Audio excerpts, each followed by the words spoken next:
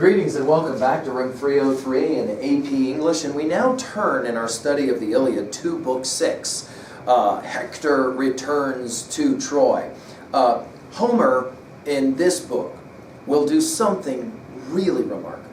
He will make the enemy Trojans really human. And that in and of itself, I think, is going to be a powerful first observation. Now, just to remind, if you haven't been following my lectures, learnstrong.net, definitely I recommend that you watch our previous 5 lectures of the 5 books. The Iliad, Book 1, where we talk about the invocation of the Muse, and of course, Achilles versus Agamemnon, that kind of sets all this project in motion. Iliad 2, this is Agamemnon's bad dream from Zeus that everything's going to go well, so go to war, and then you have that famous catalog of all those different warriors, catalog of the ships, catalog of the chariots, and as well the Trojans. Book 3, we have Paris versus Menelaus, and it looks like the war is going to be over because Paris is defeated by Menelaus, saved by Aphrodite, of course. Book 4, well, no, Zeus and Hera have it out. Hera wants to continue to have this thing until Troy is destroyed. Pandarus, the great archer of the Trojans, shoots at Menelaus and wounds him, and now the war is back on. In Book 5, we met what we called Diomedes Aristeia, and again we use that word, A-R-I-S-T-E-I-A. It's a Greek word that just simply means a type scene of a certain kind of fight that the hero will engage in that's going to make, obviously, the hero out to be a major hero, right? And in the end, Diomedes, in Book 5, jacks both Aphrodite and Ares, right? So, I mean, he's this amazing warrior. Now, again, just to remind, the hope here is that you do this annotative work on your own already, and then you come to my lecture to help you, reminding you that our learning theory says we're connecting new information to old information in meaningful ways. We do that through our reading at level 1. What does the text say? At level 2, what does the text mean? 2a, Thebes' messages. 2b, here we're looking at rhetoric again, and primarily we're going to focus on symbolism and irony, as we have been doing in our previous lectures. Finally, at level 3, we ask the question, how can I relate to this information? First, how do I relate it to other texts that I know, especially the previous books of the Iliad? And then finally, other books that are texts that I know of. Doesn't have to be books, right? And then finally, how do I relate this to me personally? Now, let's do a quick, brief overview of Book 6, just so we know where we are. At the beginning of the book, the Greeks start to dominate. And Helenus, who is the brother of Hector and is also an important soothsayer, Trojan soothsayer, will in fact tell Aeneas and Hector what they need to do. He says to Hector, you need to go and have, into Troy, and you need to have your mom sacrifice to Athena a special robe, and that hopefully will save us. In the meantime, Diomedes, who is, of course, the great Greek warrior, and a Trojan warrior named Glaucus have this very interesting exchange on the battlefield. They're ready to fight each other. Then Diomedes asks Glaucus who he is. Glaucus tells this kind of long story about his family. And then Diomedes recognizes, oh, you and I have mutual friends and relationships. And in Greek, we call this xenia, X-E-N-I-A, xenia. The idea of guest friendship, guest-host relationships. And to that degree, we can't have any fighting. And then they decide to exchange armor, actually, with each other. They say, we'll just kill... You know, there's a lot of other people to kill in the battles. We'll just kill the other people. Then they exchange armor. However, Diomedes, who's got bronze armor on, we're told only worth 9 oxen, will exchange with Glaucus the Trojan, who has gold armor on, worth 100 oxen. In many students of this poem have pointed out that in that one exchange, you have really the story of the Iliad. Namely, the Trojans are going to ultimately be jacked. There's no way that they're going to be able to survive this, and here's a classic example metaphor. Meanwhile, Hector is in Troy. He's going to talk to Mama Hecuba. He's going to tell her to sacrifice to Athena. He's going to talk to Paris, who's still hanging out with Helen, and basically shames him into getting back into the fight.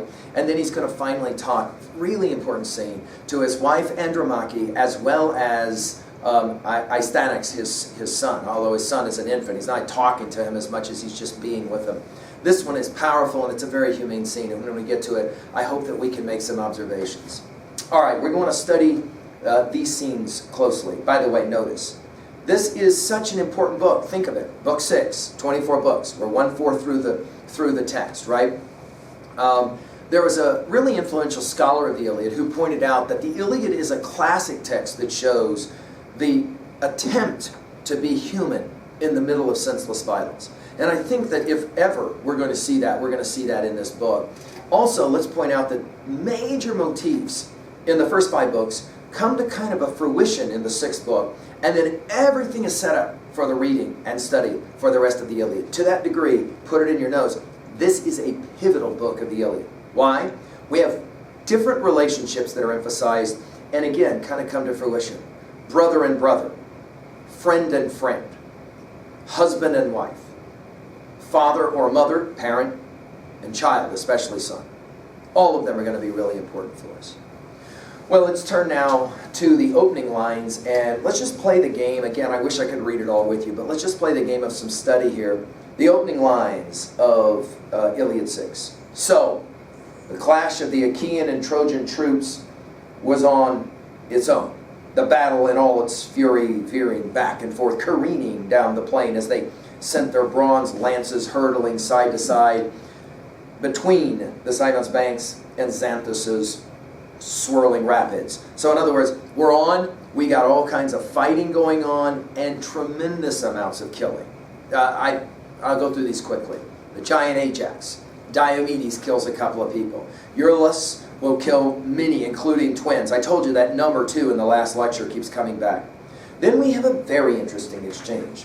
Menelaus, I'm at line 45. Menelaus, lord of the Wordkai, had caught Atreus alive, rearing, bolting in terror between the plain. His horses, that is to say, Atreus' horses, snared themselves, and Tamask branches splintered his curved chariot just at the pole's tip. Breaking free, they made a dash for the city walls, where battle teams by the drove stampeded back in panic. But their master hurled from the chariot, tumbling over the wheel and pitching face down in the dust. And above him now rose Menelaus, his spear's long shadow looming. Atreus hugged his knees. And again, this is the supplicant theme that we were saying earlier. You're on your knees. You usually would grab the back of the legs of the person who was obviously more powerful than you and about to kill you. Sometimes even you would reach up and grab the beard in supplication, and you would look up, showing the neck. That is to say, you're ready to be killed if that's the way it's going to go down. And here we're going to have the supplication towards Menelaus. Please, he says, don't kill me. Take me alive, Atreides. Take a ransom worth my life. Treasures are piled up in my rich father's house, bronze and gold and plenty of well-wrought iron. Father would give you anything, gladly, priceless ransom, if only he learns I'm still alive in Argive ships. His pleas were moving the heart in Menelaus, just at that point of handing him to an aide to take him back to the fast Achaean ships, when up rushed Agamemnon. So notice, you got brothers here. Agamemnon, of course, the leader of the troops, blocking his way and shouting out, "So soft, dear brother? Why? Why such concern for enemies? I suppose you got such tender, loving care at home from the Trojans." He's speaking ironically, obviously. "Ah, would to God not one of them could escape his sudden plunging death beneath our hands. No baby boy still in his mother's belly, not even he escaped. And all Ilium blotted out.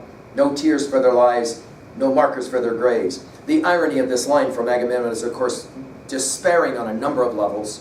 Of the horror, of course, of suggesting if I had my way, we'd cut out out of the womb even unborn children, and we would destroy both mother and child together.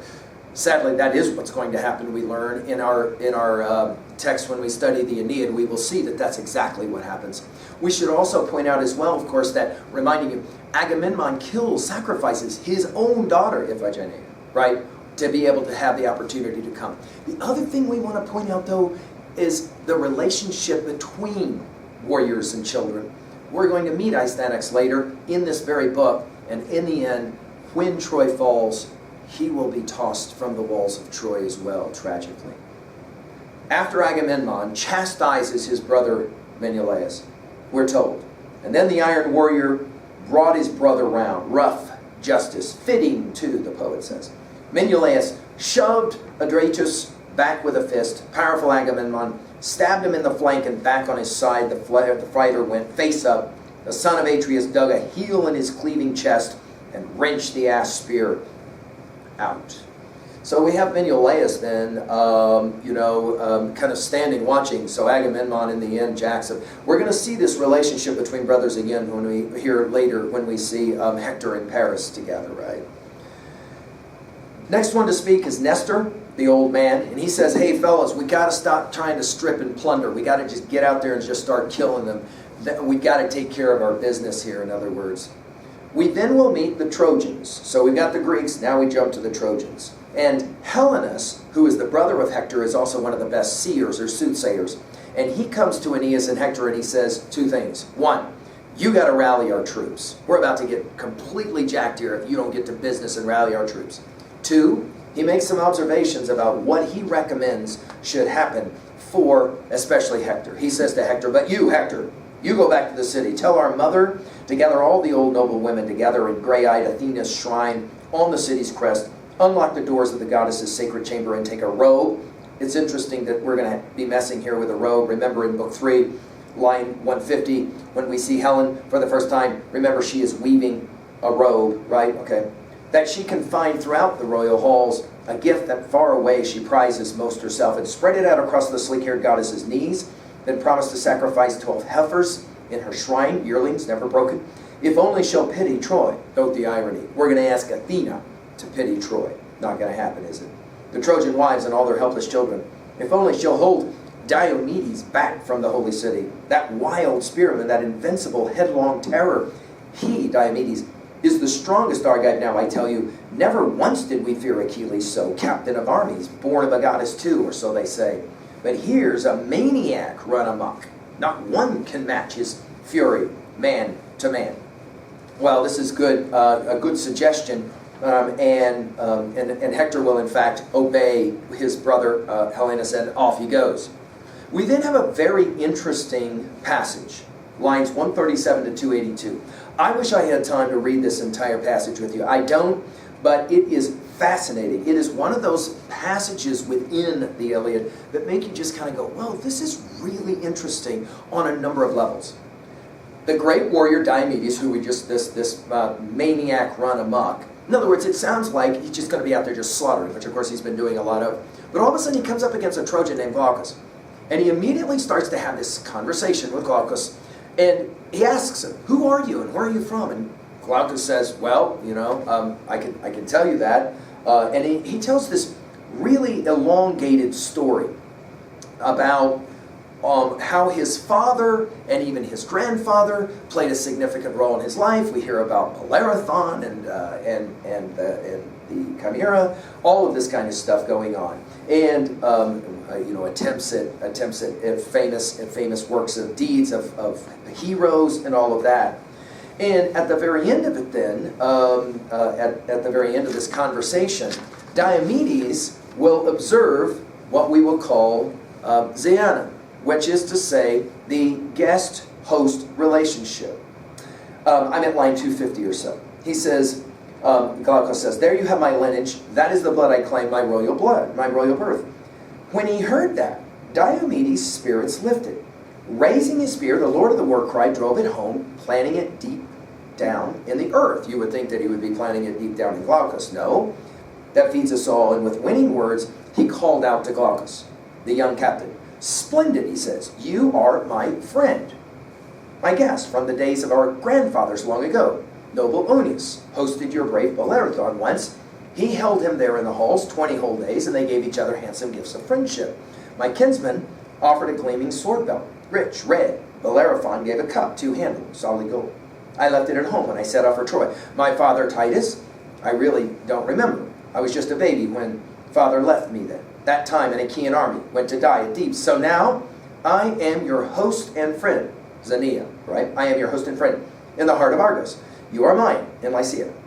When I visit in your country, come, let us keep clear of each other's spears, even there in the thick of battle. Look, plenty of Trojans there are for me to kill, your famous allies too. Any soldier the god will bring in range, or I can run to ground. And plenty of Argives too. Kill them if you can. But let's trade armor. The men must know our claim. We are sworn friends from our father's days till now. In other words, okay, in the middle of all this chaotic fighting, the maniac, right? Diomedes says, hey, who are you? And this guy, Glaucus, tells this long story that in the end, Diomedes says, hey, we actually have relationships. We can't kill each other. We will break this rule of Xenia. Which is bizarre, because Diomedes has been killing lots and lots of people and not having this conversation. Probably the case that he killed somebody who way, way, way back, the families had this understanding. And yet, here it is. Now, let's exchange armor. Both agree. By the way, for those of you who watch international football or soccer, you, of course, are maybe familiar that at the end of important games sometimes, jerseys are exchanged. This goes way back, this idea of exchanging armor. Only notice, we got a little bit of irony going on here. Both fighters sprang from their chariots, clasped each other's hands, and traded pacts of friendship. But the son of Cronos, Zeus, stole Glaucus' wits away. He traded his gold armor for bronze with Diomedes, the worth of 100 oxen, just for 9. Now, of course, this is a powerful metaphor, symbol, right? That is to say, in the end, this is the problem with Troy. They cannot appreciate or understand what it is they're giving up, right? We now turn to Hector in Troy, right? And again, Homer is going to make the enemy in the Trojans very human, very powerful. In fact, I have had students who study this exchange in Book 6 and say they actually are more attracted to Hector than they are even to Achilles, right? Who is supposedly the hero of our text, right? Hector in the book then will have 8 interactions. I would write them down this way. I'm going to work through each one of them quickly. I'll do my best. Here we go. 1. The first thing that Hector does when he walks into Troy is he's met by the Trojan wives, and they ask, how are our husbands doing? They, of course, have not seen their husbands, and the fact that these wives have been mentioned so often by the Greeks as the ones who will get raped makes this a poignant moment. And all Hector can say is, go and pray. 2, he's with his mom, Hecuba, the queen of Troy, right? She offers him wine. He says, not interested in wine. He says, you got to go pray to Athena with this robe as an offering. Of course, again, as we've said, this robe is a motif that constantly keeps coming back. The first time we saw Helen in Book 3, line 150, she was, of course, weaving a robe, right? Then Hector says, I got to go find Paris. And we're told that when he leaves, after he has said this, he says, now, mother, I'm at line 330. Now, mother, go to the Queen of Plunder's shrine, Athena, and I'll hunt for Paris, summon him to fight, if the man will hear what I have to say. Let the earth gape and swallow him on the spot. A great curse, Olympian Zeus, let live and grow in him. For Troy and high-hearted Priam and all his sons, that man, he's talking about his own brother, that man, if I could see him bound for the house of death, I could say my heart had forgot its wrenching grief. Whoa, in other words, I wish my brother was dead. But his mother simply turned away to the palace. She doesn't say anything. That motif of saying nothing, we will come back to, all right? Then Mom Hecuba goes to pray to Zeus, right? And she says this whole prayer, and we get this line at 365 or so, but Athena refused to hear her prayers. There it is, right? Athena's like, yeah, I got no interest in it, right? Next, he's with Paris, Hector. Third exchange. With Paris, and he will taunt him, okay? Seeing Paris, line 385 or so, Hector raped his brother with insults, stinging taunts. What on earth are you doing? Again, Paris in the bedroom with Helen, obviously. Oh, how wrong it is, this anger you keep smoldering in your heart. Look, your people dying around the city, the steep walls, dying in arms, and all for you. The battle cries and the fighting flaring up around the citadel. You'd be the first to latch out at another anywhere. You saw hanging back from this hateful war. Up with you, before all Troy is torched to cinder, here and now. We think of course, Virgil's command to Dante in Inferno, up on your feet, this is no time to tire, right? And Paris, magnificent as a god, and again, every time this seems to get used, it's ironic, replies, ah, Hector. Notice how Paris is. He is a personality type, we're going to see as well. Ah, Hector, you criticize me fairly, yes. Nothing unfair beyond what I deserve. And so I will try to tell you something. Please bear with me, hear me out. It's not so much from anger or outrage at our people that I keep to my room so long. I only wanted to plunge myself in grief. But just now my wife was bringing me round. Actually, what he was doing was shining his battle armor, okay, when he was in his bedroom. Her winning words urging me back to battle, and it strikes me, even me is the better way. Victory shifts, you know, now one man, now another. So come, wait until I get this war gear on, or you go on ahead and I will follow. I think I can overtake you. Paris, he makes you, of course, detest him on one level. There he is, shining his weapons, shining his armor, while men are out there dying. Why are they dying? Because they're fighting, because, of course, Paris brought Helen back to the city of Troy. And Hector can have none of it. He's just like, oh, you gotta be kidding me.